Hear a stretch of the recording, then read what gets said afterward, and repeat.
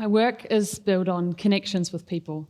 I'm a coach and an educator, and that means that language is my toolbox. So when I first moved across the world from Germany to New Zealand, to a country with a language that wasn't my first, I knew that I needed to get more fluent in English pretty quickly. Otherwise, my toolbox would be empty and pretty much useless. Up until that point, I had been an athlete, and so the best way I knew to get better at things was to practice consistently every single day. That's what got me to the Olympics, and so I figured I'd just do the same thing here. Try and get a little bit better every day.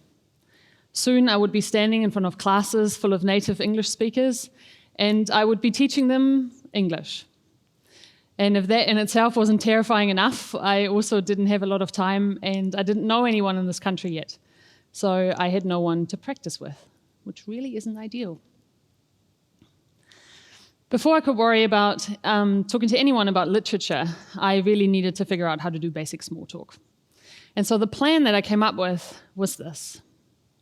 Instead of going shopping once a week, I'd go to the supermarket every single day.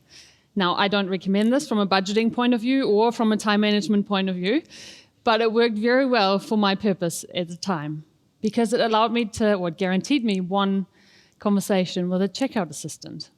And it would be exactly the kind of conversation that will build the skills that I needed most.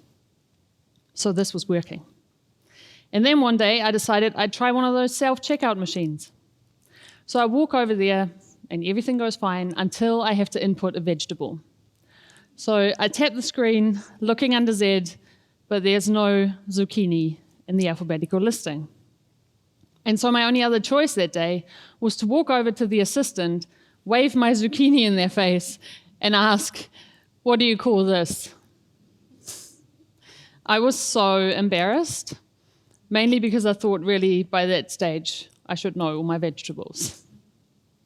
That day I learned that in this country, zucchini are often referred to as courgette.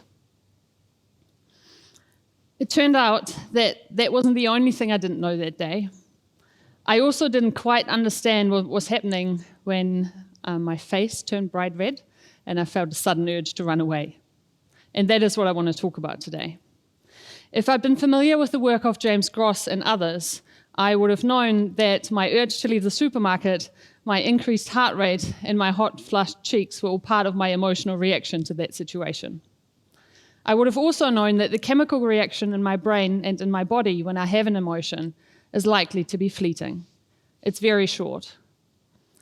Had I known what I know now, I also wouldn't have thought about that situation over and over again, because it turns out not only can we re-trigger emotions by staying in the same situation, you know I didn't, I was out of that supermarket as soon as I could, but we can also re-trigger emotions by simply thinking about the same thing again and again. Now, any fellow overthinkers in the room, just be aware that this is what we're doing to ourselves. We literally recreate the same emotion. I did go back the next day because in general, we work a bit harder to regulate our emotions when it's something we value, when it's about something that we really care about. And so I still wanted to learn as much as I possibly could, so I went back the next day. I find that emotions sometimes get a bad reputation, but I actually think they're really cool. They give us a much deeper experience of life, the highs and the lows. They prepare us for action, such as running out of the supermarket and away from embarrassment, and they help us communicate.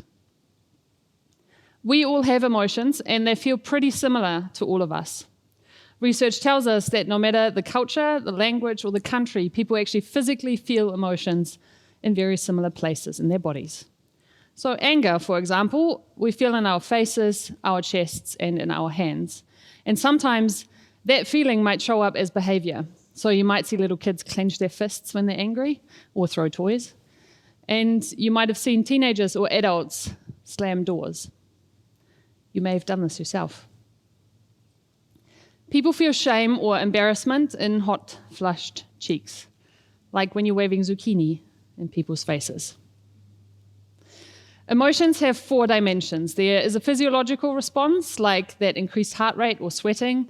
There is a behavioral response, like an eye roll or that urge to run away. And then emotions come with thoughts. I'm sure you're well aware of that. And with a feeling, like that sense of, or that feeling of warmth that rises in your chest when you're feeling a sense of pride.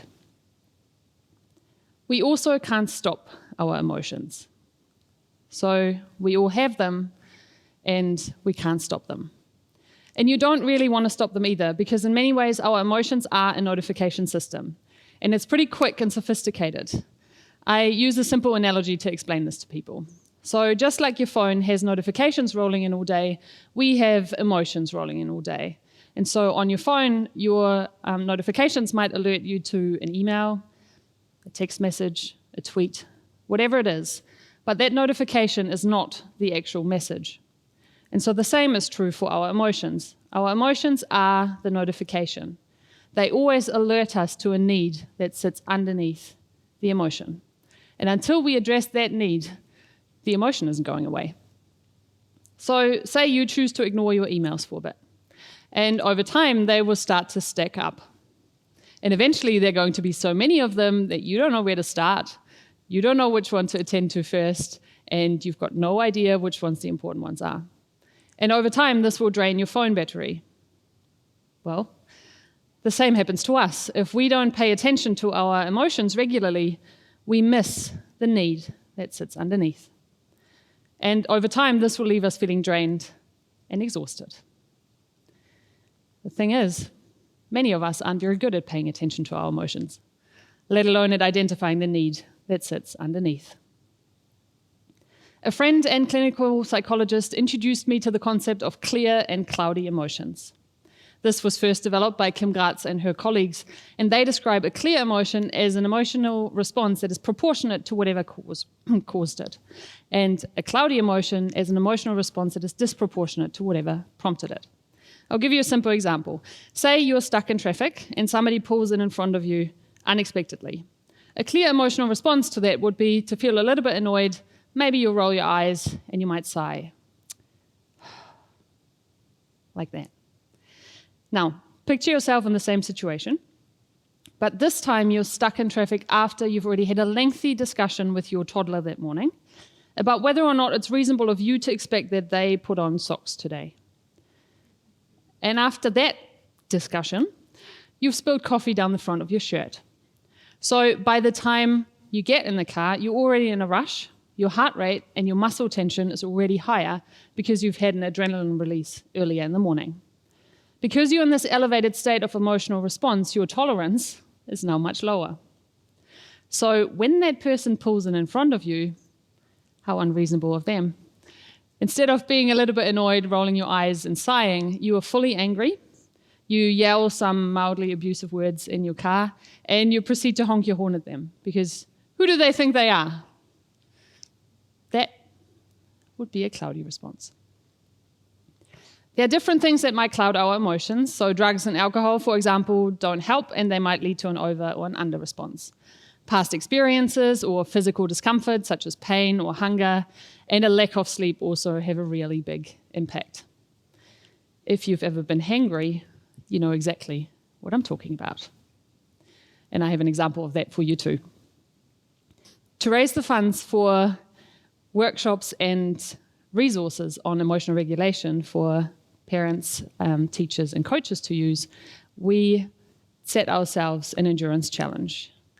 My friends and I decided to row from New Zealand's North Island to the South Island. It's a pretty treacherous body of water, and so this took us about 11 hours, and it was very uncomfortable. At one point, though, we had dolphins swim alongside our boat. And honestly, when you plan a challenge like that, to have dolphins escort you across feels incredibly special. So we were super excited. We were looking around, trying to see the dolphins. We were chatting with each other. And we were sort of generally celebrating that this was happening. Over the next few hours, this happened another couple of times. And honestly, by the third time, I really didn't care about the dolphins. I didn't look around to see them. I didn't chat with my teammates. And I genuinely didn't feel anywhere near the same level of excitement I'd felt the first time around. And I remember thinking, if you don't care about the dolphins, something's really wrong. You probably need to eat something. And sure enough, a few bites out of my cheese sandwich and things looked much better. Notice, though, how that is essentially the same situation. The dolphins were probably the same pot of dolphins, but I had changed. My emotions had become clouded by the pain, the hunger, my tiredness, and my physical discomfort. And so in that situation, instead of my normal or proportionate response, I under-responded, and I became withdrawn. There's an acronym that's used in relapse prevention, and we can apply it to this context too. To remember the kinds of things that might cloud your emotions, think HALT. Ask yourself, am I hungry, angry, lonely, or tired? If you are any of those things, chances are that your emotions might be clouded. They aren't the only things that might cloud your emotions, but they're a pretty good starting point. And the more often you do this, the better and the quicker you'll get at identifying the underlying need.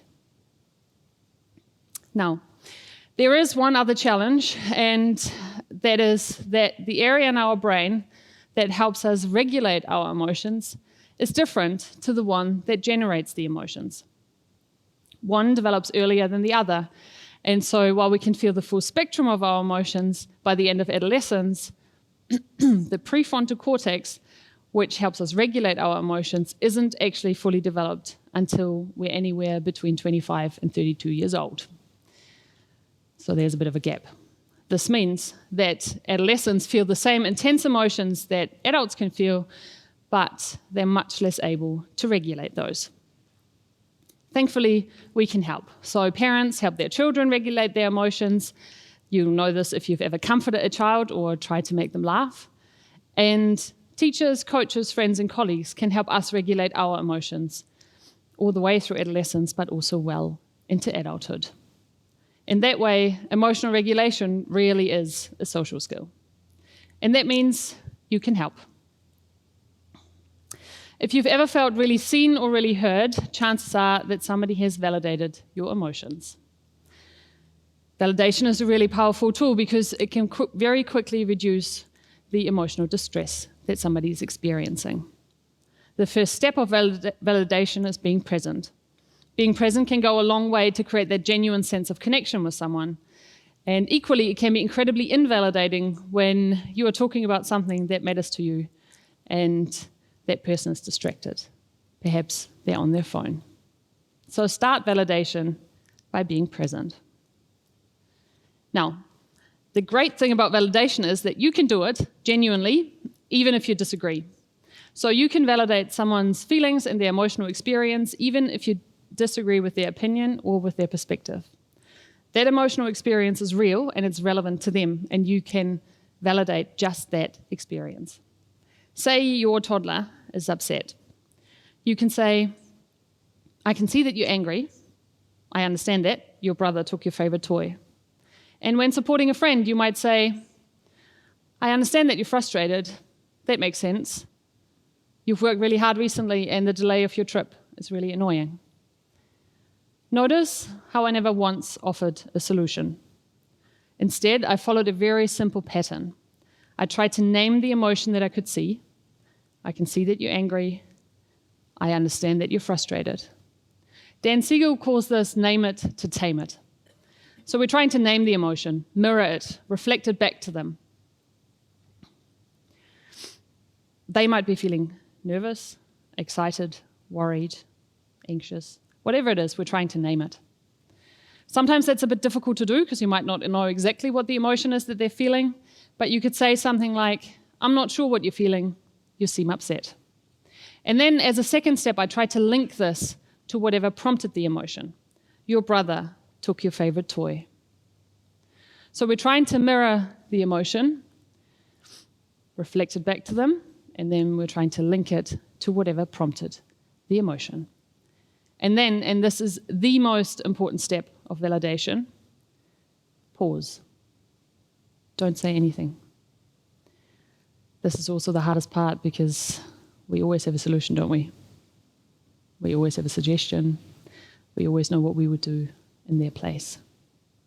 The thing is, rarely, if ever, do we need a solution at that point. we need to feel seen, and we need to feel heard. So pause.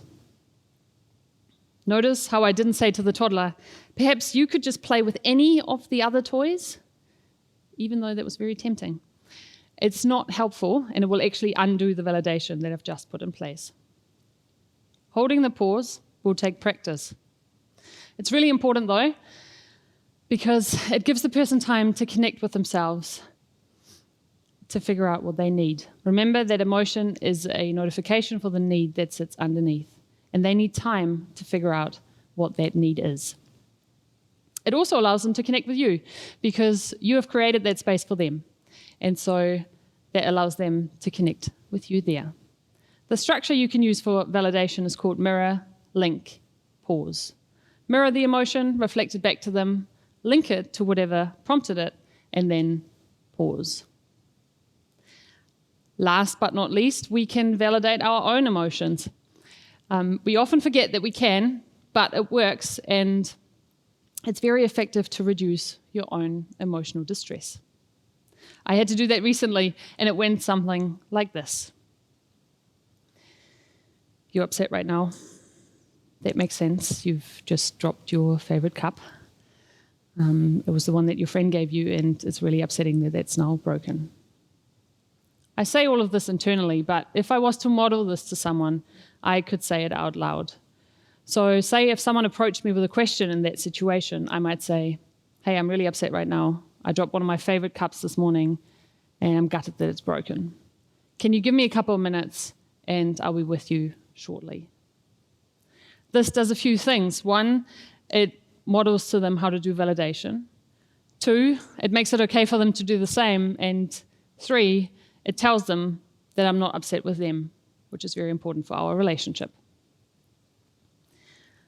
If I was back at the supermarket now, zucchini in hand, I would say to myself, it's okay to feel embarrassed.